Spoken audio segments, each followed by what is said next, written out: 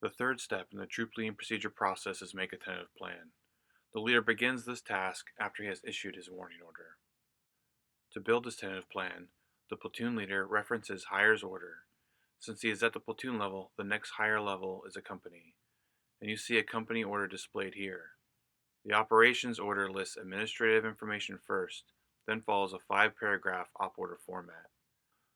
Further in this video, we will describe in detail what each section means and how to analyze the information to build your own order. For now, we will review Higher's order structure and content for planning reference. The administrative data at the top of the order includes the order number and operational name, any references to be used for this operation, time zones throughout the operation, and task organization of the higher command's subordinate elements. The situation paragraph describes the situation for the overall operation.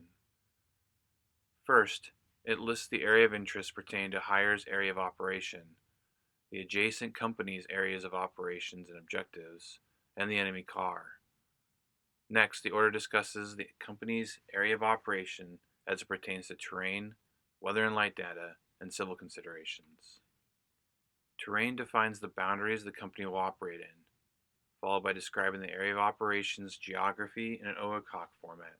The weather and light data lists temperatures, precipitation, sunrise and sunset, BMNT, EENT, wind speeds and directions, and moon phases throughout the operation. And civil considerations are listed in an A-scope format. Next, the situation paragraph outlines known enemy information broken down into general situation, disposition, composition and strength, weapon systems and ranges, capabilities by warfighting functions, the enemy concept of the operation, and the enemy scheme of maneuver as both most probable course of action and most dangerous course of action. Finally, the situation paragraph discusses the friendly situation by providing the mission and intent of higher headquarters and the next higher headquarters, and the missions of adjacent units. The second paragraph of the operations order is the mission statement. The mission statement describes the who, what, where, when, and why of the mission. The third paragraph of an operations order is execution. Execution first lists the commander's intent, described by purpose, key tasks, and end state, followed by the concept of the operation, which contains course of action statement, tasks and purposes of subordinate elements, purposes of significant warfighting functions, the scheme of movement and maneuver in each phase of the overall operation, scheme of fires, tasks to subordinate units, coordinating instructions, CCIR and EEFI, engagement criteria, reporting, control measures, and how to handle enemy personnel. The fourth paragraph in the operations order is sustainment. This paragraph lists logistical services and support with an overall support concept, materials and services, and CASEVAC or MEDEVAC procedures. The fifth and final paragraph in the operations order is command and signal. This paragraph lists the location of the commander, succession of command post locations, reports, radio frequencies, code words, challenge and passwords, and call signs. Referencing his higher's order, the leader now begins to conduct mission analysis. Mission analysis helps the leader develop his vision and confirm what he must do to accomplish his assigned mission. He does this by considering the variables of METTC. The mnemonic METTC stands for mission, enemy, terrain, troops available, time, and civil considerations. At times you may hear METTCM as well, where M stands for media. Mission analysis answers 4 fundamental questions. What is my mission? What is the current situation? How do we accomplish the mission? And what are the risks? Analyzing METTC is a continuous process from planning through execution. As new information is received, updating your METTC analysis will enable you to issue well-developed fragmentary orders to adjust from your previously issued op order. METTC does not need to be analyzed in a specific order. An analysis of the mission. A mission is a task and purpose clearly indicating the action to be taken and the reason for the action. The leader must first understand the mission, intent, and operational concept 1 and 2 levels higher than their unit. Then understand their own unit's purpose nested within higher's purpose. Any constraints imposed on your operation, and all tasks you must execute to accomplish your mission. When you complete analysis of the mission, you will have a restated mission statement for your element to execute. For your mission statement to be properly nested, your operations must directly achieve or support your higher's mission and not be out of scope of higher's intent for the operation. The nested concept is typically visualized as mixing bowls, where the smaller bowl resides within the next larger one's space, not placed outside the next larger bowl. The commander's intent tells you what must be done, but not how. The commander communicates this by describing the purpose of why the operation is happening, key tasks that must happen to be successful, and the desired end state once the mission is achieved. End state describes success relative to where you are located on terrain, the situation of the enemy, the situation of friendly forces, and civilians if necessary. All 4 elements are described in end state. The commander's intent 2 levels up is found in your commander's operations order in paragraph 1, situation. The commander's intent and concept of the operation 1 level up, that is your commander, is found in paragraph 3, execution, of the same order. To identify your prescribed mission, review the concept of the operation and maneuver section of your higher's order in paragraph 3. There you will identify what your element is designated to achieve in higher's operation and how it relates to all elements your commander directs. Additionally, the leader must identify any constraints. These are either prescriptive, which you must do, or prohibitive, which you must not do. Tactical mission tasks are mutually understood terms and are expressed as actions by friendly forces or effects on enemy forces. Although there is no definitive list for tactical mission tasks, the Army has a variety of these terms already defined and commonly referenced for tactical operations. Specified tasks are tasks higher states you will accomplish. Implied tasks or subtasks you know must be done to accomplish your specified tasks. And essential tasks must be done to accomplish your assigned mission. Once the leader understands these, he can develop a restated mission statement for his element. A mission statement is very clear and to the point. It identifies the essential task the element must accomplish and the purpose for achieving it. Mission statements articulate this task and purpose with the 5 W's: who, what, where, when, and why. When drafting the restated mission statement, the leader ensures it is fully nested within higher's mission and intent. Here are 2 examples of a proper mission statement. Military leaders ensure their mission statement conforms to this Army standard, expressed as either who, what, when, where, and why, or when, who, what, where, and why. When designating the who, it should identify the unit in which the leader is in charge of. The what should be a standard tactical task of common understanding, or at a minimum, the meaning of the task is clearly understood by everyone in the unit. The where denotes an objective or named area. The when references a designated coordination time, for example, H hour plus or minus an offset from H hour, or is written in a military standard, such as date time group format. The why is a clear purpose. Often the purpose is expressed in how it supports higher or other adjacent elements in achieving their assigned mission. After the leader has analyzed his assigned mission and has written a restated mission statement for his element, he continues to analyze the other mission variables of MET-TC.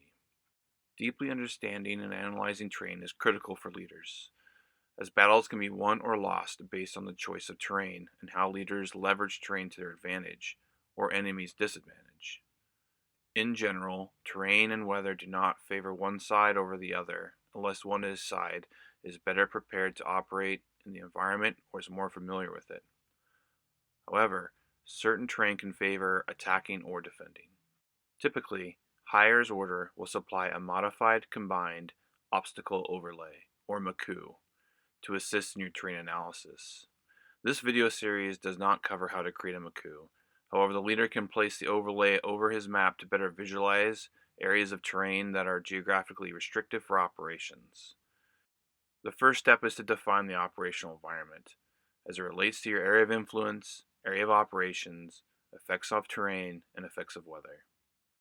Area of influence is geographically larger than area of operations. The leader considers this area because activities located here can affect his area of operations, such as indirect fires or enemy reserves. Additionally, the term area of interest differs from area of influence, where geographic areas of interest are beyond the area of influence, but activities in these areas can have a broader effect on operations. Area of operations are prescribed by higher command, and boundaries are established to differentiate between units' areas of operations. A mindful leader realizes that these boundaries are created by higher to support decentralized execution, but often the boundaries are not perfectly developed. Leaders should analyze the boundaries of their area of operation to ensure their unit is well integrated with the unit geographically adjacent to them.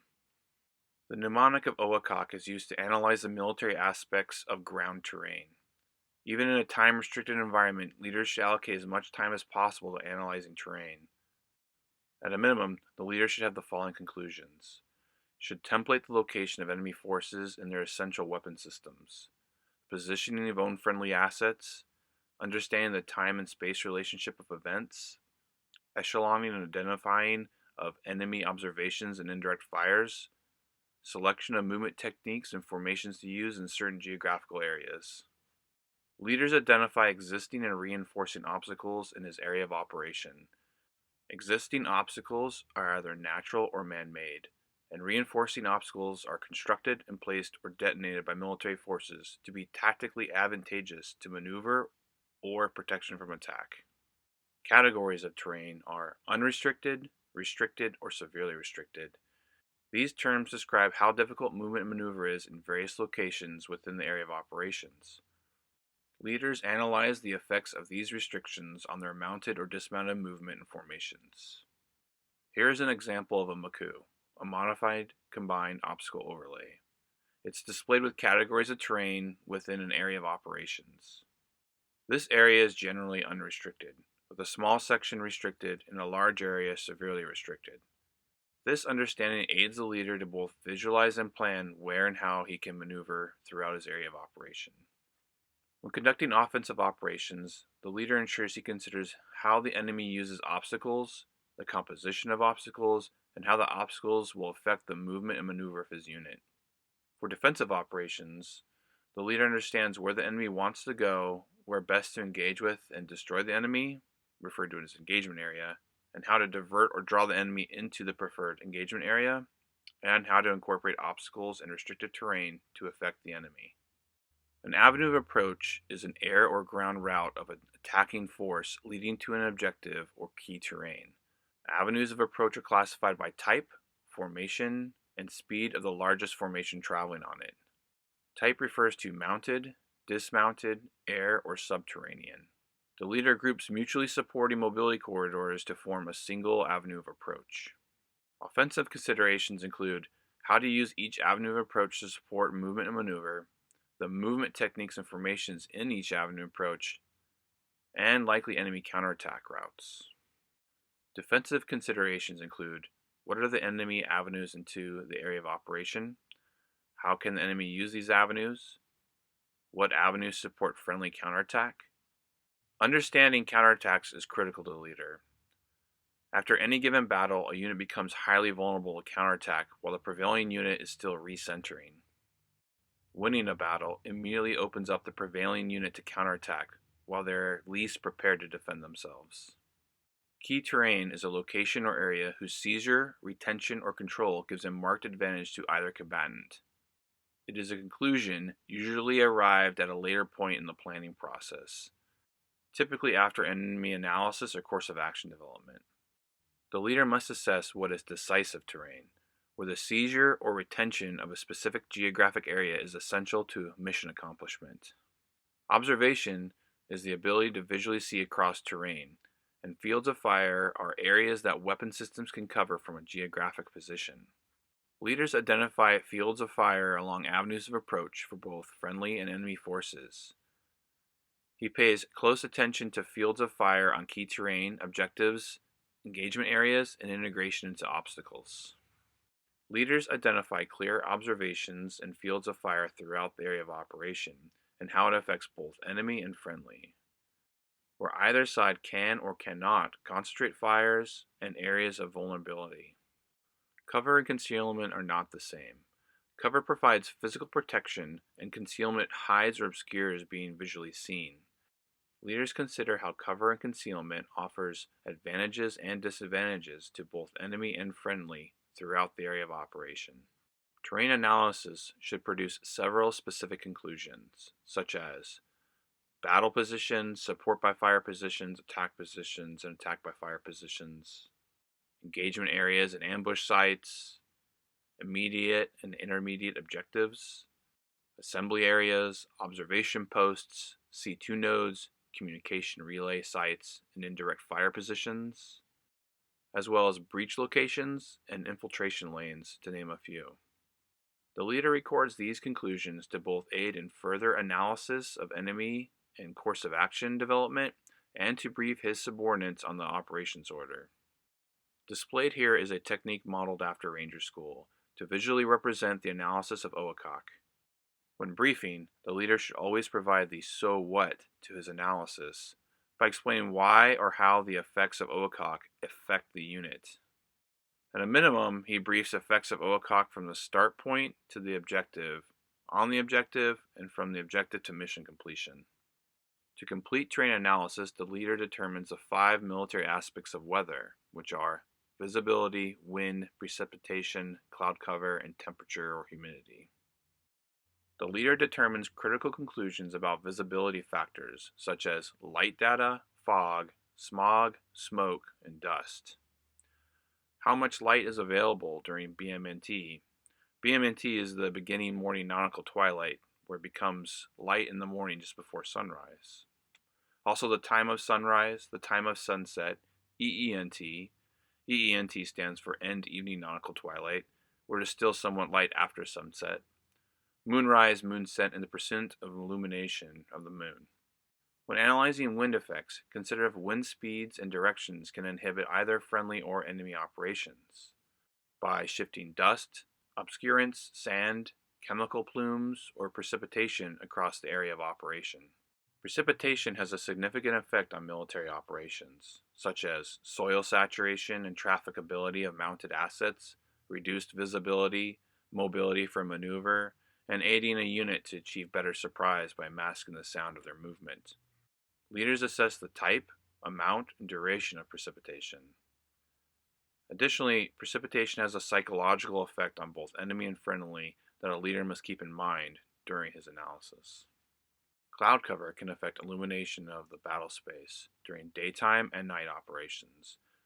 Additionally, cloud cover can hinder air-to-ground assets such as UAV support, helicopter support, and close air support. Leaders should assess the impact of cloud cover during their operation. Leaders also assess the effects of extreme temperature and humidity on personnel and equipment. When operating in extreme environments, special equipment, provisions, or shelters may be needed during operations. Some additional considerations include vegetation, surface soil, drainage, slope, transportation routes, and forest canopy, to name a few. The leader records and displays weather and light data for further planning and briefing his subordinates. The effects of weather are articulated as effects on friendly and effects on enemy. Once again, provide the why it's important to operations when briefing subordinates. The second mission variable to consider is enemy. Leaders analyze the enemy's disposition, composition, strength, doctrine, equipment, capabilities, vulnerabilities, and probable courses of action. In analyzing the enemy, leaders must understand intelligence preparation of the battlefield, or IPB. Although at the TLB level, leaders may not prepare products for subordinates. In the military decision-making process, or MDMP, higher staff levels conduct IPB and prepare products for subordinate elements. In TLPs, leaders focus on analyzing the environment and determining enemy courses of action. With the analysis conducted on terrain, the leader defines the operational environment and describes environmental effects from the enemy's perspective. Next, the leader evaluates the threat based off of their doctrine. Then, the leader determines how the enemy will fight in their course of action and develops an enemy situation template or SITTEMP. A SITTEMP is typically a map overlay where the leader places enemy personnel or key equipment. With the well-developed SITTEMP, the leader will build his own course of action to fight the analyzed enemy plan. Leaders must understand any assumptions that hire has made to portray the enemy's course of action and his own assumptions. One must continually improve their situational understanding of the enemy and update their enemy templates as new information or trends become available. In doctrinal analysis, leaders must know more than just the number and types of vehicles, soldiers, or weapons the enemy has. One must thoroughly understand when, where, and how the enemy prefers or tends to use his assets. Here's an example of an enemy doctemp or doctrinal template. It depicts how the enemy prefers to tactically fight without the effects of weather or terrain, similar to how U.S. field manuals display friendly doctrine. Order of battle refers to how a military arrays their forces for battle in composition, disposition, and strength. Composition is what personnel and equipment assets the enemy has available. Disposition refers to how the enemy has arrayed their composition across terrain. And strength refers to the number of personnel and equipment the enemy can employ within their composition.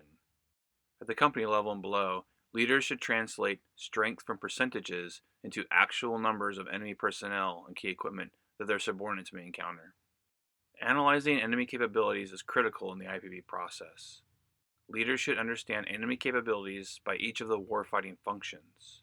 The warfighting functions are movement and maneuver, intelligence, fire, sustainment, mission command, and protection. Leaders can reference warfighting functions as checklists to address every significant element the enemy brings to the fight.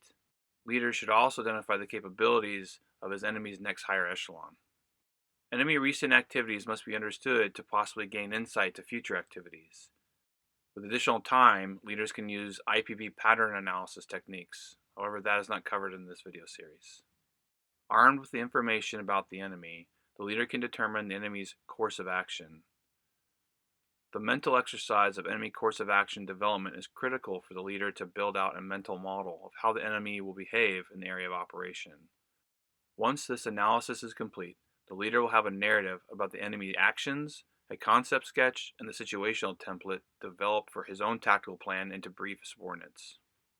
Leaders use the course of action development process with a mnemonic AGADAP to develop the enemy's likely plan. AGADAP stands for Analyze Relative Combat Power, Generate Options, Array Forces, Develop the Concept of the Operation, Assign Responsibilities, Prepare a Course of Action Statement, and a Sketch. The first step of AGADAP is to analyze relative combat power. This is done by warfighting functions. The leader identifies force ratios and uses a relative combat power matrix to record significant deductions. Here's an example of a relative combat power analysis worksheet, where the warfighting functions are listed on the left and the analysis on friendly and enemy are listed on the top of the columns. Leaders can record advantages and disadvantages by warfighting function for both friendly and enemy to visualize tactical trade-offs. Analyzing both friendly and enemy lead to deductions that can be fulfilled by specific tactics, techniques, or procedures, commonly abbreviated as TTPs. Next is generate options. In this stage of IPB, the leader puts himself in the position of the enemy and asks how the enemy will likely fight his plan. With a clear understanding of the enemy order of battle, capabilities, recent activities, and relative combat power, the leader begins to visualize how the enemy may array and fight his forces. Begin with what you understand to be your enemy opponent's purpose and task. Next, determine what you believe the enemy's decisive point is. A decisive point is a geographic place, specific key event, critical factor, or function that when acted upon allows a leader to gain a marked advantage over an adversary in achieving mission success. In plain terms, it's the moment where the battle tips in the favor of oneself. Determine the enemy's form of maneuver or defensive technique. The tactics of offensive and defensive operations are not covered in this video series. That is an entirely different skill set. Instead, this video series goes over the steps of applying TLPs and not tactics. Then, determine the doctrinal requirements to achieve the enemy's offensive or defensive concept, and determine what the decisive, shaping, and sustaining operational purposes are for this tactical concept. Next, decide the tasks necessary for the decisive, shaping, and sustaining operations to achieve their purposes. Note that the decisive, shaping, and sustaining operations are defined later in this video, as well as main and supporting efforts. Once you've generated a broad idea for options on how the enemy will fight, the next step is to array forces. Reference the tasks you anticipate the enemy will attempt to accomplish and determine how much combat power is needed to accomplish each task. Identify where on the battlefield the enemy's forward edge of battle area is, or his line of departure will be. When arraying enemy forces, a red checkbook method is helpful. A checkbook is a menu of all assets, both personnel and key equipment, the enemy has available. Assume that the leader takes inventory of these items 2 levels below the echelon he leads. For example, an enemy platoon leader would array subordinate elements and key weapon systems at the team and crew level, 2 levels below the leadership of him. Think of them like chess pieces to array on the battlefield. When arraying forces, determine what the enemy needs to achieve his decisive point first, and array the forces to achieve that. With the remainder forces, determine how to support the elements achieving the decisive point. Finally, determine what remaining elements can provide sustaining support. Next, it is time to develop a concept of the operation. Again, this video series does not address tactics. It focuses on the steps of the TLPs. However, in developing a concept of the operation, a leader assesses the best techniques to fight and achieve the commander's intent. It's necessary to understand if the tactical plan will unfold in a simultaneous or sequential way. Control measures are critical for all leaders to properly manage the execution and flow of battle. Once you determine how many assets to apply to the decisive, shaping, and sustaining operations, use any remaining forces to strengthen reserve elements or intelligence surveillance efforts. The next step is to assign responsibilities.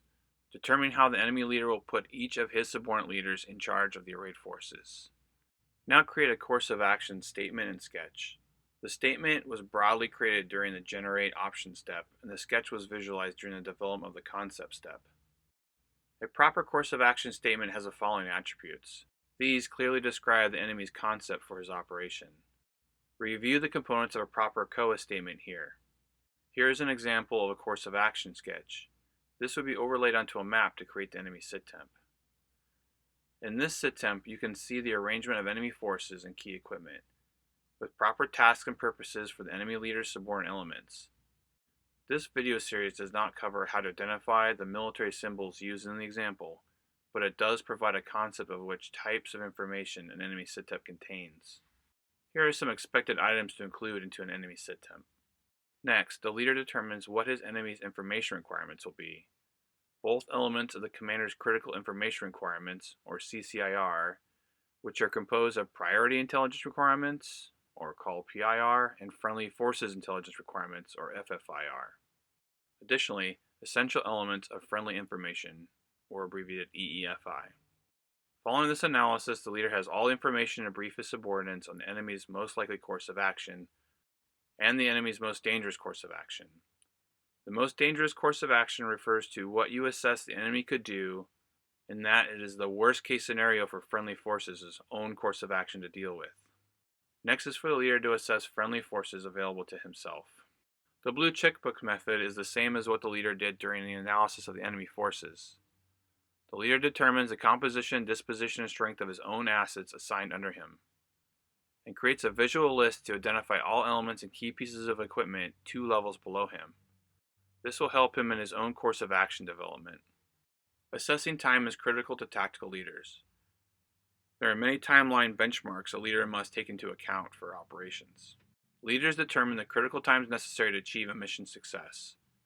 When determining time requirements, leaders should conduct backwards planning, starting from mission completion and assessing the time requirement for each prior step, backwards to the time he issues his operation order. The golden rule is to ensure that all the time a leader has the plan, he provides 1/3 for himself and 2/3 to his subordinates to do their own planning. This is known as the 1/3, 2/3 rule. There are 4 primary timelines all leaders need to take into account when planning combat operations. These are described by the mnemonic HOPE: hire, operational, planning, and enemy. All 4 of these efforts have their own timeline that a leader needs to be aware of and integrate their plan and execution efforts with. Here is an example of a tool leaders can use to visually represent all the activities across time with the HOPE efforts, and it includes weather and light data or information collection times. In this example, H hour refers to hit hour as determined by hire, and everything minus H is before the pre-coordinated time for hit hour, and everything plus H is after hit hour. The final step in mission analysis is to determine any civil considerations.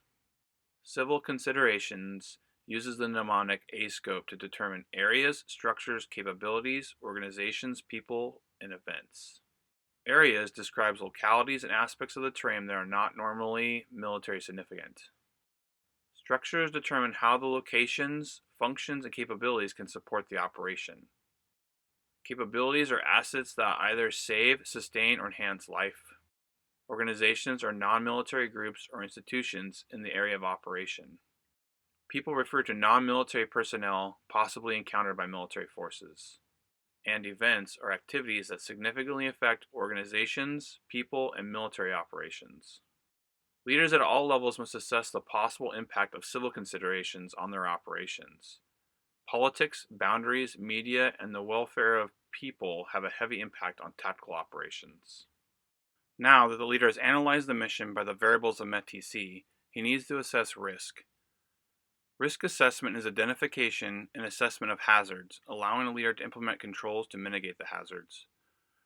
There are 2 types of risk: tactical and accidental. Tactical risk has 2 forms: enemy action and lost opportunity. Leaders balance the amount of tactical risk they are willing to take for an operation, and mindfully choose how they will mitigate that risk. Additionally, leaders develop control measures to minimize possible accidental risk. Armed with a deeper understanding of his mission, the terrain, time constraints, his troops and equipment available, operational risks, civilians in the area of operation, and the likely enemy course of action, the leader is prepared to build his own tactical plan and achieve his assigned mission. Identifying a tentative decisive point and verifying it during course of action development is the most important aspect of TOPs. As discussed in enemy analysis, the decisive point is where the battle tips in the favor of one side. Leaders identify where and when the unit will accomplish its purpose, and that is the decisive point. Then leaders develop an entire course of action around that moment in battle. Course of action development, or COADEV, is the process leaders use to determine how the mission will be accomplished. COADEV identifies how the leader will generate overwhelming combat power on the enemy at the decisive point. In planning, leaders begin at the decisive point and work backwards to the start of the mission.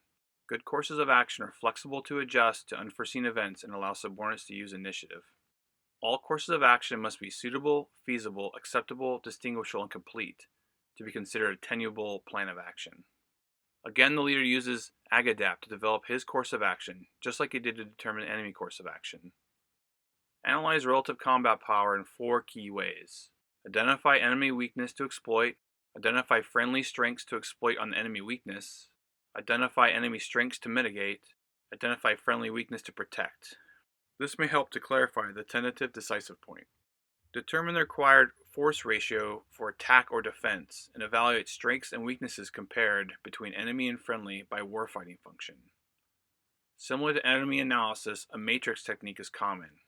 Again, here is a matrix technique with warfighting functions on the left and enemy, friendly, deductions, and tactics, techniques, and procedures, or TTPs, across the top. When used, a leader can identify enemy strengths and weaknesses by warfighting function, and see what friendly strengths and weaknesses counter or mitigate the enemy and determine the best TTPs to apply. Once the leader analyzes the relative combat power, next is to generate options. Most missions and tasks can be accomplished in more than one way. Options should defeat all the enemy courses of action identified during mission analysis. In developing options, leaders consider TTPs from doctrine, historical examples, and/or the commander's guidance. Identify task and purpose for your mission, and first task your decisive operation to achieve the decisive point. Further, expand on options by brainstorming. In this step, leaders visualize a variety of ways to tactically complete the mission. With the unit's purpose in mind, the decisive point, and the tactical task required of the unit, select the form of maneuver or defensive technique. Then determine the decisive operation and needed shaping or sustaining operations, followed by the task each subordinate element must conduct. This video series does not discuss specific offense or defensive tactics, and only focuses on the steps of the TLPs. The decisive operation refers to one specific subordinate element which directly accomplishes the mission and intent. It is the focal point. Shaping operations refer to any number of subordinate elements that establish conditions for the decisive operation to achieve the decisive point. And sustaining operations are any number of subordinate elements that enable both decisive and shaping operations to achieve their tasks by focusing internally on friendly forces. Operations are typically phased. Although the decisive operation is the prominent subordinate unit for the overall mission and is tasked to achieve the decisive point, at different phases of the operation, other subordinate elements may be more critical at that point in time. For this, leaders identify which element is the main and supporting efforts by phase or subphase. The main effort is the subordinate element that is most critical in a given point in time across the whole operation. Main efforts often shift as units move through phases and subphases of the operation. Similarly, supporting efforts are units that focus on enabling the main effort at different points in time. The decisive operation is not always the main effort. Tactical mission tasks are specific activities a unit or subordinate unit must perform during operations. There are mutually understood definitions and are expressed as either actions by a friendly force or effects on an enemy force. Army Doctrine has many tactical tasks already well defined and used in combat operations. However, leaders can add to this list if needed, so long as subordinates clearly understand what the task means. Here are some doctrinal tasks by friendly or on the enemy. These doctrinal tasks are elements of operations and subordinate tasks. And here are doctrinal shaping operations and tasks. Following these steps, the leader now has a clear purpose, task, decisive point, form of maneuver, task organization, and the tasks and purposes for the decisive operation, shaping operation, and any sustaining operation. With this, the leader begins a more detailed brainstorming on how to achieve the mission. After brainstorming and selecting the best scheme of maneuver, the leader then arrays his forces. First, determine the required combat power against the enemy for each task. Then, identify your forward edge of battle area, or FEBA, or your line of departure, or LD. That's your start point. Array your forces starting at the decisive point and then working backwards in time to determine how best to position your subordinate elements. The blue checkbook method is useful as a visual inventory of all the assets a leader has to their disposal. Leaders plan 2 levels down. That is to say, a platoon leader does not just plan on how to employ his immediately subordinate squads. He goes down 1 level further to the fire team and crew served weapons level, then arrays assets at that level in his planning. Later, he will assign subordinate leaders to manage those assets during operations. Reference doctrine, history, TTPs, and your commander's guidance to determine the appropriate task organization to conduct specific tactical tasks. Different tactical tasks may have different task organizations to best achieve that tactical task. With a selected task organization, the leader reviews all the assets available 2 levels down. The blue checkbook technique, seen here, is an example of a selected form of maneuver against a template enemy position, with available assets to array on the right-hand side. The leader can then arrange the assets to achieve his decisive point. Next is to develop the concept of the operation, once the forces have been arrayed at the decisive point. The concept of the operation describes how the arrayed forces will accomplish the mission, and describes all key activities.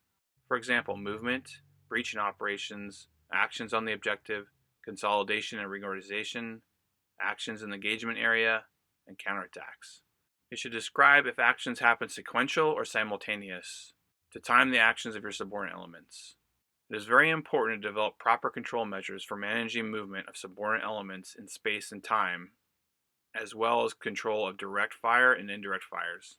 The concept of the operation should discuss any indirect fire requirements and timing, other support and sustainment efforts, and mindfully use any remaining assets available for needs such as reserves, information collection, or further weighing the decisive operation. With this, an initial concept sketch can be developed. Next is to assign responsibilities to the identified task organization. Assign subordinate leaders to manage the decisive, Shaping and sustaining operations. Proper span of control is between 2 and 5 subordinate elements to any leader. Attempt to leverage existing unit integrity when possible. Make command and control as simple as possible and consider any special leadership assignments during the overall operation. Finally, prepare a course of action statement and sketch to fully articulate the well-analyzed and developed plan. Here is an example of the elements in a well-structured course of action statement.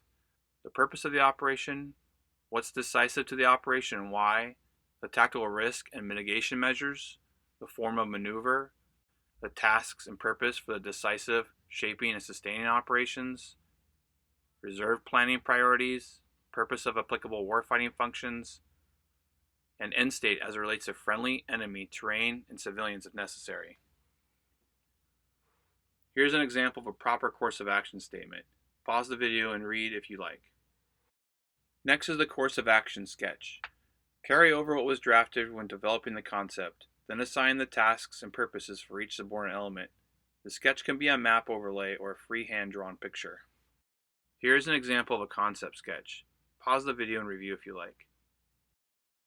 If time permits, develop multiple different courses of action and use wargaming techniques to compare and find a superior plan.